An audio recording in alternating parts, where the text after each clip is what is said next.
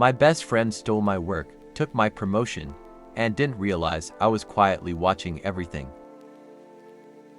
I used to believe that if you worked hard, stayed loyal, and treated people fairly, things would eventually work out. I really believed that. It's embarrassing to admit now, but for most of my 20s, I was that person, the dependable one, the guy who stayed late, covered shifts, helped coworkers without expecting anything in return. And that's exactly why what happened next hurt as much as it did. My name is Ethan, I'm 31, and for 6 years I worked at a mid-sized marketing firm that loved to brag about its family culture. You know the type. Open office, motivational quotes on the walls. Weekly team lunches where everyone pretended to be best friends. I bought into it completely. I thought I was part of something solid, especially because of Liam. Liam and I were hired the same week. We trained together, struggled together, celebrated small wins together. Over time, work friendship turned into real friendship. We grabbed beers after long days, complained about management, talked about relationships, money, future plans. When my dad got sick, Liam was the first coworker to check in. When he went through a breakup, I helped him move apartments at midnight. I trusted him completely. Professionally, we became a strong team. Our skills complemented each other perfectly. I handled strategy and analytics. He was great at presentations and client-facing work. Management loved us together. Eventually, we were unofficially leading our department. Even though neither of us had the title yet, that was the problem. A new management position opened up, senior project lead. It came with a big raise, authority over major accounts, and visibility with upper leadership. Everyone knew it would go to either me or Liam. We talked about it openly, like idiots. Whoever gets it, Liam said one night over drinks, the other one celebrates. Deal. Deal, I said, and meant it. What I didn't know was that while I was preparing my portfolio and performance review honestly, Liam was preparing something else entirely.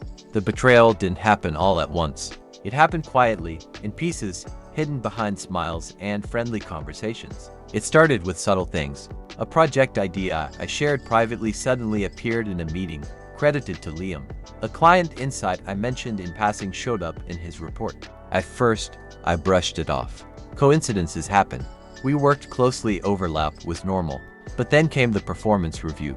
My manager sat across from me, scrolling through notes with a confused expression. "Ethan," she said slowly, "there are concerns about your recent output." I laughed, genuinely thinking it was a joke. "Concerns? About what?" She listed them calmly. Missed deadlines, lack of initiative, poor communication. Each accusation felt surreal. I had emails, timestamps, documents proving the opposite. When I pointed that out, she frowned. "That's strange, because according to Liam's reports, many of those responsibilities were reassigned after you failed to follow through." Liam's reports. That's when the room tilted. I walked out of that meeting feeling dizzy, like I'd just been gaslighted on a professional level. I went straight to Liam's desk. "Hey," I said casually, forcing a smile, "did you mention anything about me missing deadlines?" He didn't even look guilty. He leaned back in his chair and sighed. "Man, I didn't want to bring it up, but yeah, I covered for you a few times. I figured management should know eventually." Covered for me? I wanted to argue, to explode, to drag him into a conference room and demand the truth. Instead, I nodded slowly and said, "Got it. Thanks for being honest." That was the moment I stopped seeing him as my friend. 2 weeks later, the promotion was announced. Liam got it. There was applause. Congratulations. A team email praising his leadership and reliability. He shook my hand afterward, smiling like nothing had happened. "Hope this doesn't change things between us," he said. It did, but not in the way he expected. What Liam didn't know, what he couldn't have known, was that during our years of collaboration, I had quietly built something far more valuable than he realized. Not just technical knowledge or client trust, but access, insight, a clear understanding of how the company actually functioned behind the scenes. And more importantly, I knew exactly how much of his success was built on lies. I didn't plan revenge that day, not consciously, but I did make a decision. I wouldn't confront him. I wouldn't complain to HR. I wouldn't quit in frustration. I would wait, because people like Liam don't stop once they win. They get greedy. They get careless. And when they do, all you need is patience and receipts. That was the day I stopped being the loyal coworker and started becoming something else entirely. And Liam had no idea what was coming. After Liam got the promotion, something strange happened inside me. The anger didn't explode the way I thought it would. It settled. It hardened into something quiet and patient. I went back to my desk that day, answered emails, smiled at coworkers congratulating Liam, and even joined the team lunch held in his honor. No one suspected a thing. That was important. The moment you show resentment at work, people label you bitter and stop listening. I wasn't about to give him that advantage. Instead, I observed. Liam changed almost immediately. Authority does that to people.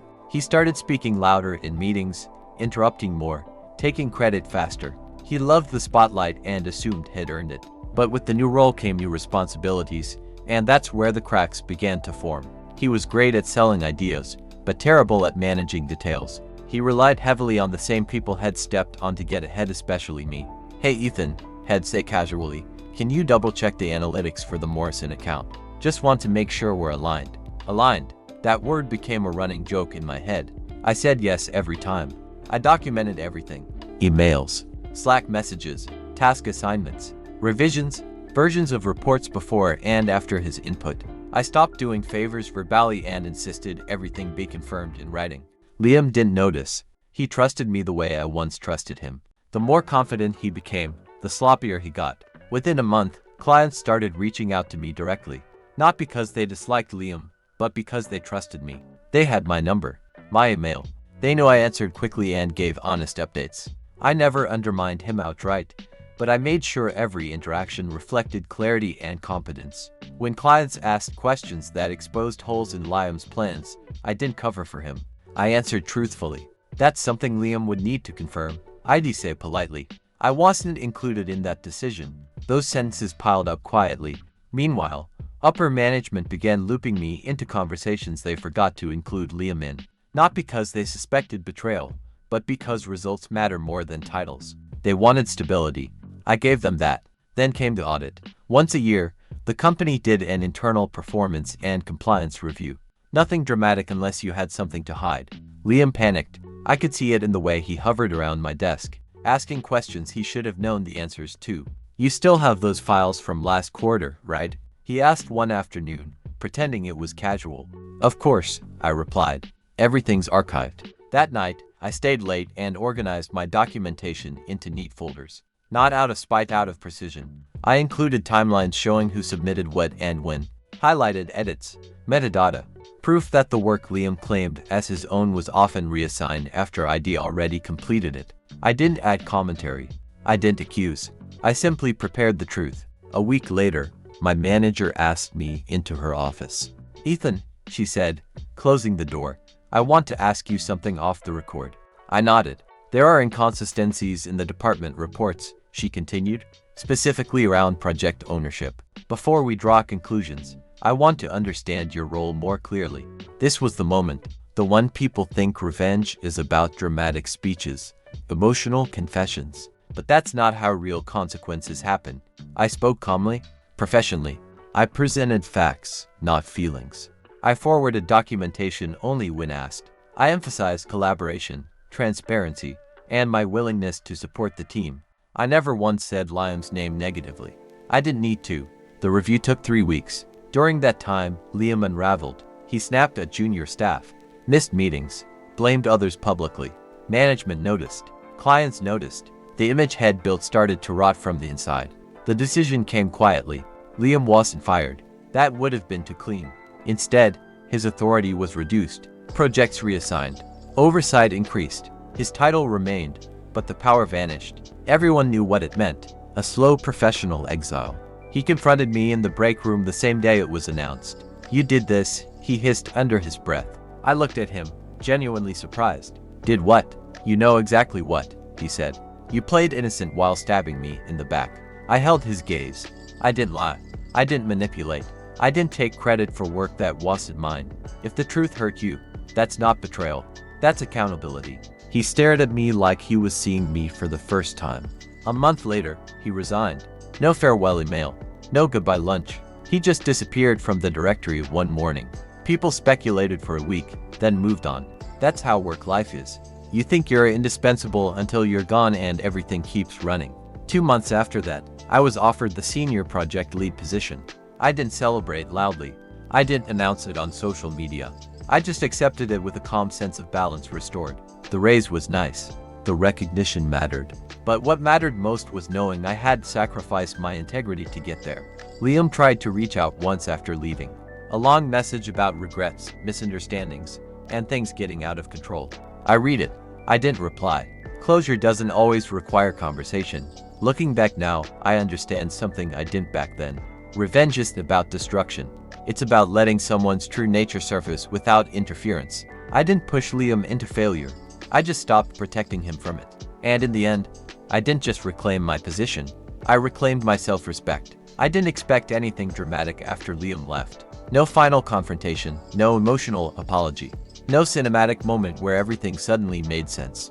Real life rarely works that way. Instead, what followed was something quieter, and in a strange way, much more satisfying. When Liam resigned, the office barely reacted. There was no goodbye email, no farewell cake, no awkward speeches about wishing him the best. HR sent a short, neutral announcement, and by the end of the day his name was already gone from shared folders and calendars. It was unsettling how quickly someone who once dominated every meeting could become a non-entity. That was my first real lesson in how fragile workplace power actually is. Taking over the senior project lead role felt surreal at first. I moved into a slightly bigger office, inherited a longer list of responsibilities, and suddenly found myself being asked for opinions that actually carried weight. But what surprised me most was how different the job felt. When I wasn't constantly cleaning up someone else's mess, projects ran smoother. Deadlines stopped mysteriously slipping. Junior staff seemed more relaxed, more willing to speak up. One of them even thanked me privately for making the department feel human again. That comment stuck with me. A few weeks later, my manager invited me out for coffee. No agenda, no performance review, just a conversation. At one point she sighed and said, "I wish we'd seen what was happening sooner." I told her the truth, that I'd seen parts of it too, but didn't want to believe someone I trusted could act that way. She nodded, understanding more than she said out loud. "You handled it professionally," she added. "A lot of people wouldn't have." That was when I realized something important. The reason this whole thing had ended the way it did wasn't because I was smarter or more ruthless than Liam. It was because I didn't let my anger control my actions. I let the system work with honesty, patience, and evidence. The truth didn't need embellishment. It just needed space. Life outside of work settled too. I started sleeping better. The constant background stress I'd carried for months finally faded. I spent more time with friends I'd unintentionally neglected during the chaos. I picked up running again, something I'd abandoned years earlier when work consumed everything. It felt good to move forward physically and mentally. About 6 months later, I ran into Liam by pure coincidence. I was at a grocery store after work, half focused on my shopping list, when I heard my name. I turned and saw him standing near the produce section, holding a basket with maybe 3 items in it. He looked normal, not defeated, not angry, just tired. "Hey," he said awkwardly. "Hey," I replied. There was an uncomfortable pause. Then he sighed. "I heard you're doing well." "I am," I said honestly. He nodded slowly. "Good. You always deserved that role." The irony of the statement wasn't lost on either of us, but I didn't feel the urge to call it out. Some realizations come too late to be useful, but they're still real. "I messed things up," he said after a moment. "Not just with you. With everyone." "I know," I replied. And then, after a pause, "I hope you figure things out." He looked surprised by that. Maybe he expected bitterness. Maybe he expected nothing at all. Instead, he gave a small, genuine nod. "Yeah," he said. "Me too." We went our separate ways, and that was it. No dramatic closure.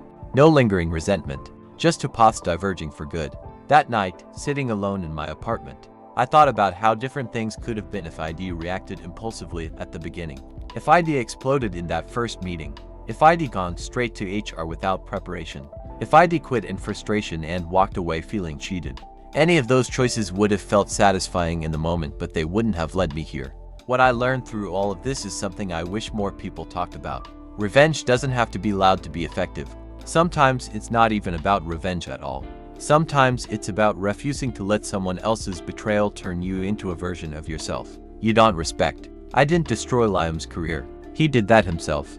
I didn't steal anything from him. I just stopped giving him cover. And I didn't win by watching him fail.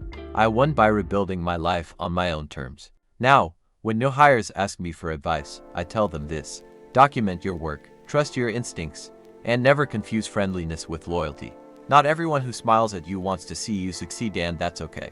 What matters is how you respond when the mask slips. Because in the end, the most powerful move you can make after betrayal isn't revenge. It's growth. And once you reach that point, you realize something even better than justice has happened. You're free,